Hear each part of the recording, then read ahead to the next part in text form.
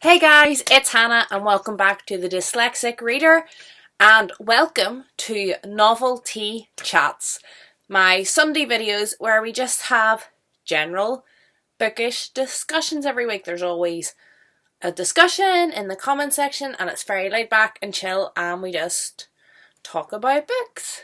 If it's your first time here, consider subscribing. We do this every week and I also post on Wednesdays and that's just sort of more random videos, wrap-ups, reviews, tags, those sorts of things. But on Sundays we do our discussions. Before we go any further, we've got Mug of the Week. It's a small mug and I'll get into why I have a small mug later. And it says, "Go away, I'm marking because teach your life." So you can feel free to pause the video here and go and get yourself a beverage, whether it be warm or cold, and just join in with the chat. Reading update. The Raven Boys. I only have a little dirty bit left. I thought I was going to get it finished last night, but I was too excited and tired.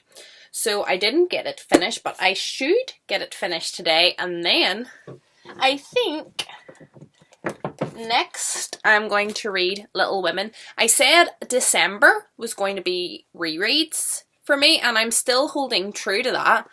But I remembered that I bought this book during the summer, and I have never read the book, although I've seen many adaptations and really enjoyed the story, and I feel like it's a Christmassy story, and I have been holding on to it all year to read it at this time of year, and I'm not going to let it pass until next year. So even though this isn't a reread, I think that's what I'm going to read next. It's pretty short, so it shouldn't really eat into my rereading time too much. So yeah, that's our current reading status. Now exciting news number 1. The reason why I have a small mug is because rather than making mugs of tea today, I've made a big pot of tea because I got the day off. Because snow day! It's snowing in Northern Ireland, you guys. Like proper snow. Boyfriend did have to go to work this afternoon, but he got the morning off and we went outside and we went for a lovely walk in the park and built snowmen, and it was fabulous. I do enjoy the snow. So when you have the day off, you make a big pot of tea because it stays warmer and lasts longer and you get more. But when you have a big pot, you don't need a big cup because you can just keep topping it up and it stays nice and warm and delicious. So all good news. And I have more good news. Oh, this is such a change from my video I done on Wednesday where I was like so stressed. Oh, Kitty's coming in. Hey baby. For you guys who have never met Turnip, this is Turnip, my cat. She is 4.5 years old and she is completely blind. The poor little child. So that's why she likes sitting up on my shoulder like this for security for her. She doesn't really like being picked up, but she likes being like close into your shoulder. She feels happy here.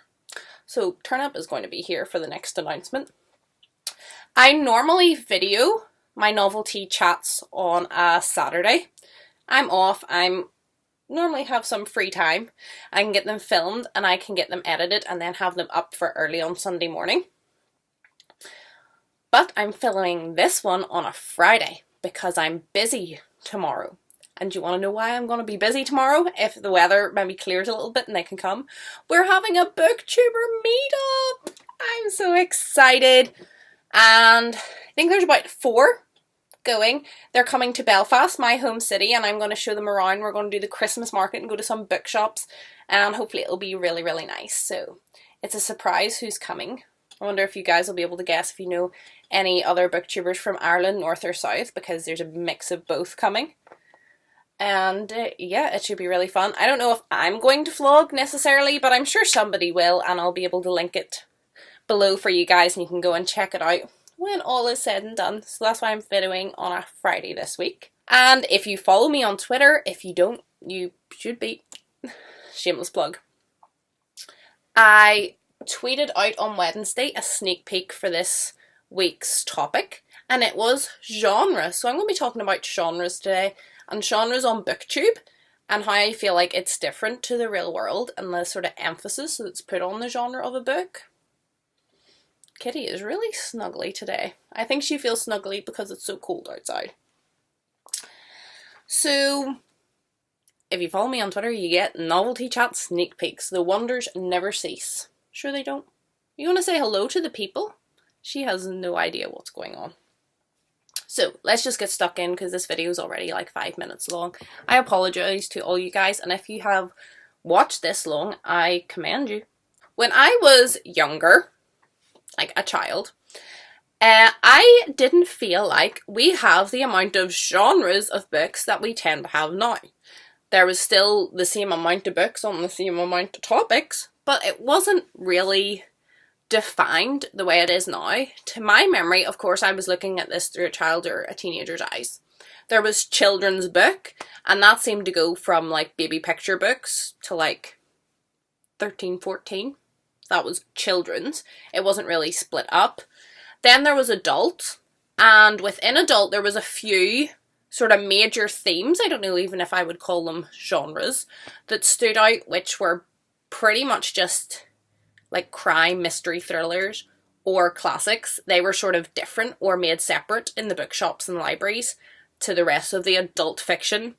And then there was non-fiction, and that was separated. So you really had kids, adult, and within adult you maybe had only 2 or 3 sections, and then non-fiction. And it was obviously split up into history and stuff, but it wasn't really signposted, it was just grouped together. And that is how I treated books up until Booktube. My library today is still like that. There's a child section. There is now a YA section, which is relatively new. That didn't exist when I was younger. Then there's adult, and the only split in adult is classic and crime. Now she's climbing. And then there's non-fiction, and it's split into science and politics and history and all those things. And that's it. That's how I always viewed books. I knew the term science fiction, fantasy, but to me it wasn't a big thing. And then you guys, I discovered Booktube. And it was all high fantasy, magical realism, contemporary, new adult, young adult, middle grade, children's books, adult books, literary fiction, and my mind was blown. I had gone through university before starting Booktube. I am a teacher. Like, I teach children about literature, and I had never heard half of these terms before. And it absolutely blew my mind. And at the start, down you go. I was so excited. I was like, oh my goodness, we can categorize books in all this way. This must be absolutely fabulous for finding exactly what you want. I've gone off really genres since then. But I thought, fabulous. Really good. But then the sort of negative points start building in. She is knocking the camera, so I apologise. She's away now. Bye, Turnip. The negative points start to come in. So, I felt like I had to read more genres. As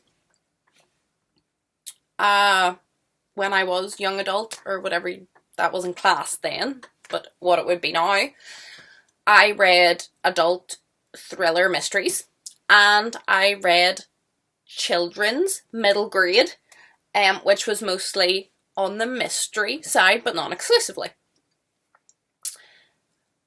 But when I started Booktube, and as an adult I did read more varied, but when I started Booktube I felt like I had to read a non-fiction a month, I had to read a classic a month.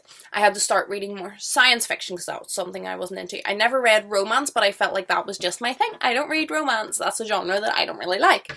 I felt like I had to read more high fantasy and magical realism, and I don't have a clue what half of these things mean, but I felt like I had to read more of them, and I had to read more diversely, and reading diversely is not a bad thing whatsoever, and as an adult I had started to diversify my reading, but now with all these genres I felt like I had tick boxes to fill in, if you catch my drift. I also felt like when I started my own channel, so that started when I started watching and discovering Booktube.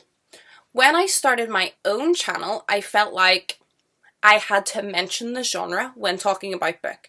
This is a dystopian. This is a YA contemporary.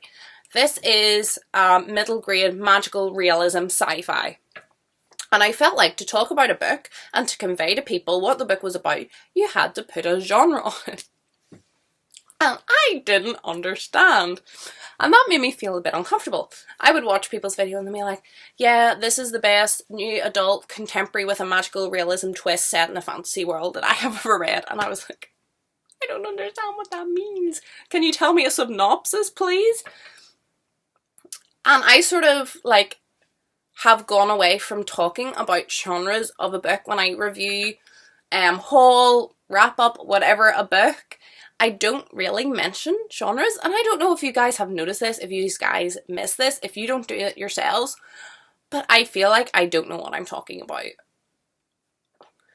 What's the difference between fantasy and magical realism? Like, does that not fall in? Do they cross over? Is it just more specific? And when does young adult become new adult? Is it once there's like curse words in it, it becomes new adult?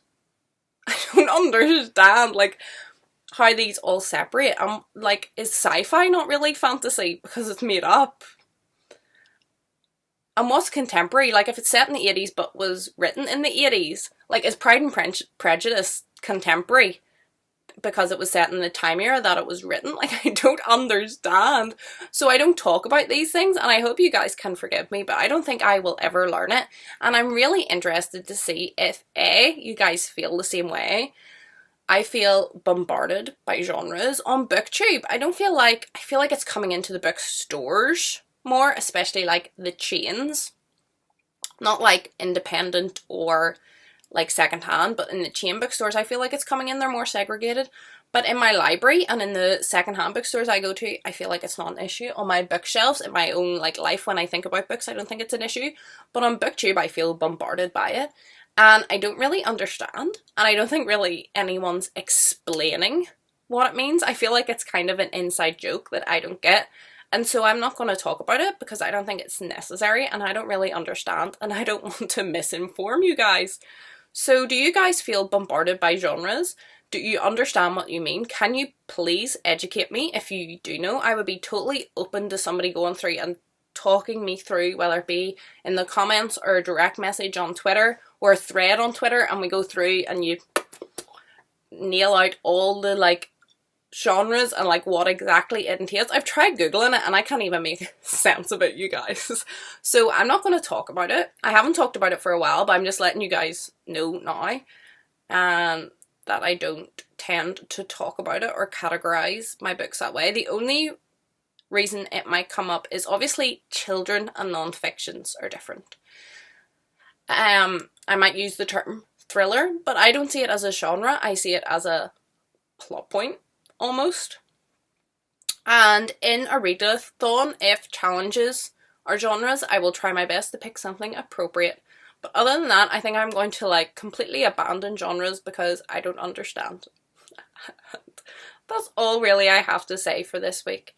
If you enjoyed this video, please share, because the more people who see it, the more chance that somebody will be able to help me to understand, which I would really love.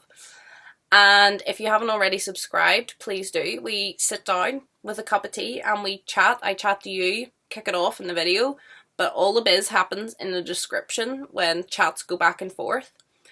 And yeah, so consider subscribing and sharing and liking and following me on Twitter for sneak peeks of what next week's discussion topic may be, so that you can prepare your thoughts if you want, and you can come right at me on a Sunday morning like, bam, I think this, if that's what you want to do. I hope you're all happy, I hope you're all healthy, and hopefully I'll see you in my next video. Goodbye!